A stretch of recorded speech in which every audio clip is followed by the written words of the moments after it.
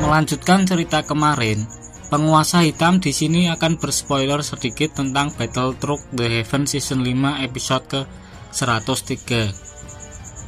Sebelum melanjutkan ceritanya, alangkah baiknya di-like dulu agar penguasa hitam di sini semangat buat kontennya. Kegembiraan di hati Soyeon sangat memuncak saat melihat dua dosun lain menanggupkan tangannya di hadapan Feng Xian. Karena pemimpin pavilion bintang jatuh itu memiliki reputasi yang lebih besar daripada ketiga dosun yang lain. Sementara Huang Juanjunze yang sepertinya memiliki sedikit konflik dengan Feng Xunze hanya menoleh sebentar kepada sang pemimpin pavilion bintang jatuh. Momen ramah tamah antara empat elit tingkat tinggi di benua Dogi itu diakhiri ketika Le Junze maju beberapa langkah dan membuka pertemuan dengan beberapa kata sambutan. Pada intinya, Le Junze mengungkapkan terima kasih kepada semua orang yang telah datang dan juga mengingatkan dengan nada mendominasi agar semua orang yang ada di stadion mematuhi aturan, termasuk salah satunya tidak mengganggu jalannya kompetisi apapun yang terjadi. Gelombang angin kencang menggema di atas stadion ketika Le Junze selesai berbicara, memunculkan banyak sosok muda yang bergegas melintas ke arena, tidak terkecuali 4 jenius dari masing-masing pavilion besar. Ketika bangau 7 warna terbang di atas arena, diikuti dengan kemunculan sosok nona muda pavilion petir angin yang turun seperti dewi jatuh dari langit. Seluruh tatapan di stadion langsung tertuju kepadanya, termasuk juga 3 pimpinan pavilion yang tampak terkejut melihat aura yang dipancarkan oleh Feng Jing'er. Bahkan Feng Xunze dengan tawa kecil meledek Le Junze yang tampak jelas ingin mengunci kemenangan di pertemuan besar tahun ini juga sampai membantu Feng Jing'er menyembunyikan kekuatan aslinya. Le Junze hanya ikut tertawa kecil, menguji kemampuan Mu Qingluan yang harusnya juga bisa berkembang ke tahap luar biasa. Meskipun untuk waktu ini masih memiliki sedikit jarak dengan Feng Jing'er, sementara 3 dosun asik lempar pujian pada para jenius muda. Huang Juanjunze tampak lebih banyak diam, karena selama bertahun-tahun pavilion musim semi kuning selalu menempati peringkat terakhir di antara 4 pavilion dalam pertemuan besar. Di sisi lain, Soyeon yang masih berdiri di atas pohon menatap sosok kecantikan Feng Jing'er dan buru-buru menyeringit saat sekali lagi merasakan semacam bahaya yang tidak bisa dijelaskan tiap kali Feng Jing'er ada di sekitarnya. Namun ternyata setelah melihat Feng Jing'er, ada pemandangan lain yang membuat Soyeon lebih terkejut lagi, yaitu ketika matanya menyapu ke arena tempat berkumpulnya para peserta dan tatapannya jatuh kepada pemuda berambut merah dengan kapak di tangannya, di mana pemuda itu tidak lain dan tidak bukan adalah kawan lamanya sekaligus tetua muda Akademi Jianan, Lin Yan. Kejutan di mata Soyeon berangsur-angsur menghilang dan tanpa sadar menggelengkan kepalanya menyadari bahwa dunia ini memanglah amatlah sempit, sampai dia bertemu dengan seseorang yang sangat familiar bahkan ketika belum genap setengah tahun berada di dataran tengah. Ceritanya, pertemuan besar 4 pavilion ini akan mempertandingkan ahli muda termasuk 4 perwakilan dari pavilion besar. Total ahli muda yang berada di arena berjumlah 53 orang dengan 4 posisi yang auto ditempati oleh wakil pavilion besar selaku 4 orang terkuat di seluruh peserta. Hal ini turut mengartikan bahwa 49 ahli bebas harus bertarung mati-matian hanya untuk memperebutkan 4 tempat lain di pertarungan pertama. Pertarungan pertama ini akan diselenggarakan berame-rame di mana 53 orang akan langsung tawuran satu sama lain untuk memperebutkan 8 tempat dalam babak perempat final. Karena itulah suasana tegang di arena langsung runtuh ketika lebih dari 50 ahli dohuang menyebar ke seluruh sudut stadion menyebabkan kulit seseorang mati rasa. Dan tontonan yang ada di sekitarnya meledak seperti menjadi sorak-sorak yang menggugah jiwa.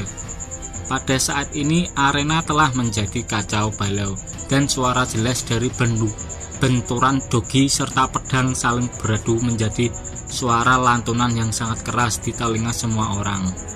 Hanya dalam sekejap saja, lebih dari selusin ahli muda dikirim keluar dari arena tempur, menandakan bahwa mereka tidak lagi memiliki kesempatan untuk melanjutkan kompetisi di pertempuran besar 4 pavilion. Melihat metode barbar yang digunakan 4 pavilion mengeliminasi tahap awal ini, memang membuat Soyen terkejut. Namun dia lebih terkejut lagi ketika melihat Lin Yan masih bertahan di tengah baku hantam semua orang. Meskipun kekuatan si kapak gila itu sebenarnya hanya bisa dianggap menengah di antara seluruh peserta. Mata Soyen beralih dari Lin Yan dan perlahan menyapu ke arena menemukan 4 lingkaran dogi yang tampak sangat aman dari tawuran.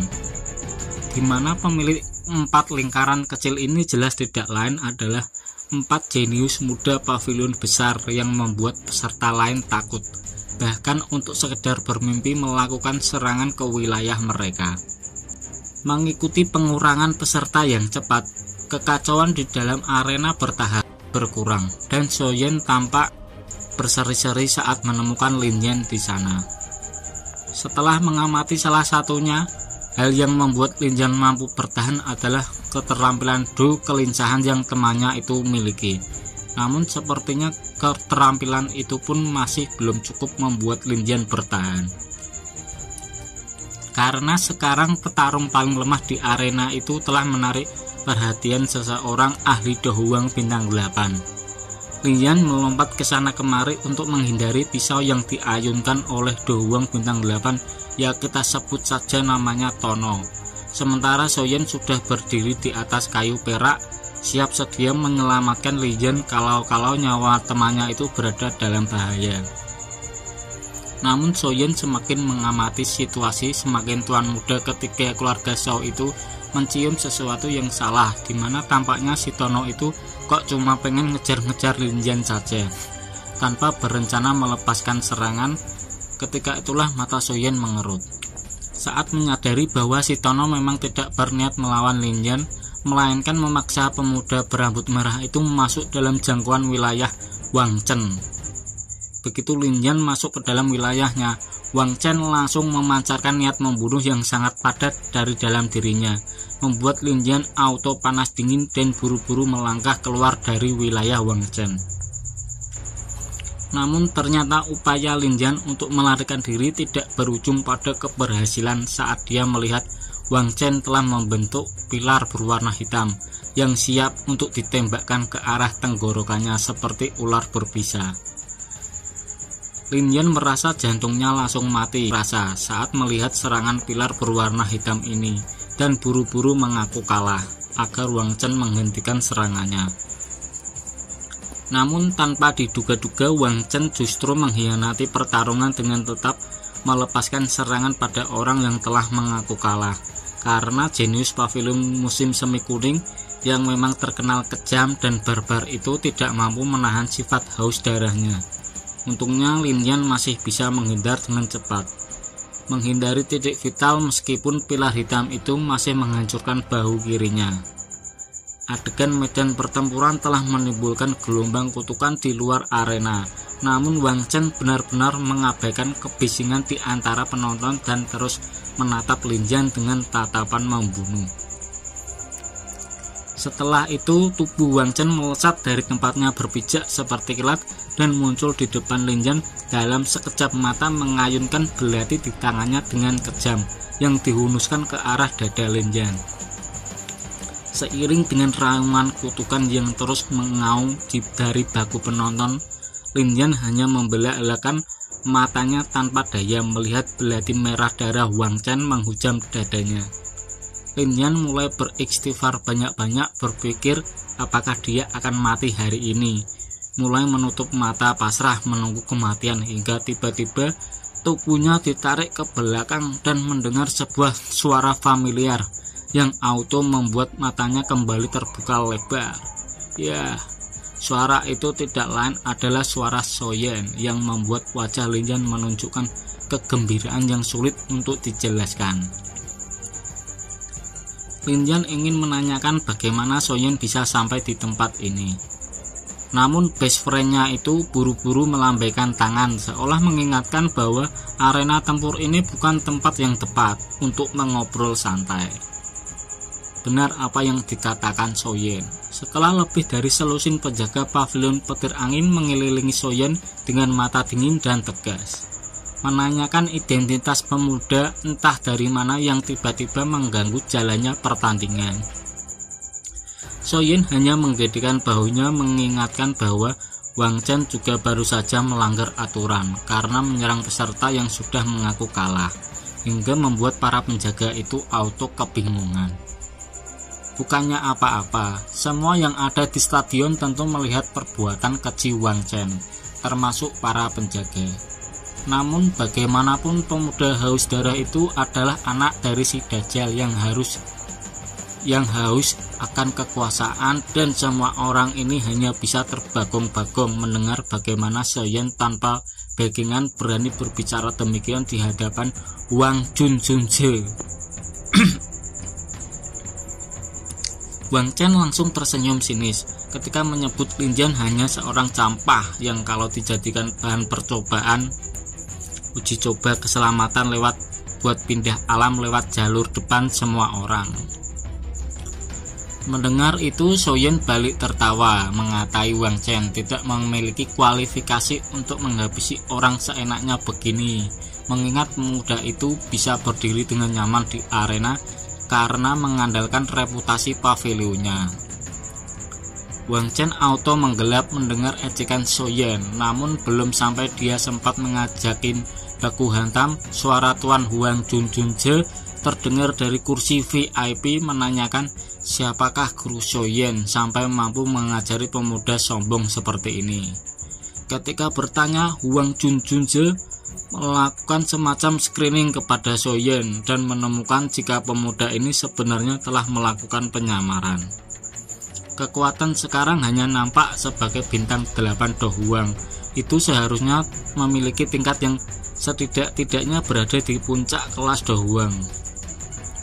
Namun yang membuat pemimpin pavilion musim semi kuning itu lebih tertegun adalah perasaan panas yang membara dari dalam diri Soyen, yang dimana perasaan itu tidak hanya mengejutkan Huang Junjunje, namun juga ketiga dosun lain yang hanya bisa diam-diam saling pandang. Soyen menangguhkan tangannya ke arah Huang Junjunje tanpa takut, meminta keempat dosun yang mulia itu menentukan sendiri apakah Wang Chen benar melanggar peraturan atau tidak dengan menyerang peserta yang telah mengaku kalah. Balasan Soyen yang teramat berani ini membuat keempat dosun ini cukup terkejut, termasuk juga Huang Junjunje yang langsung berekspresi gelap saat meminta Le Junje menyelesaikan masalah ini secepatnya agar tidak mengganggu jalannya kompetisi. Le Junje auto kebingungan juga, tiba-tiba dilempar masalah seperti ini dan meminta dua dosun lain untuk membantunya menyelesaikan masalah.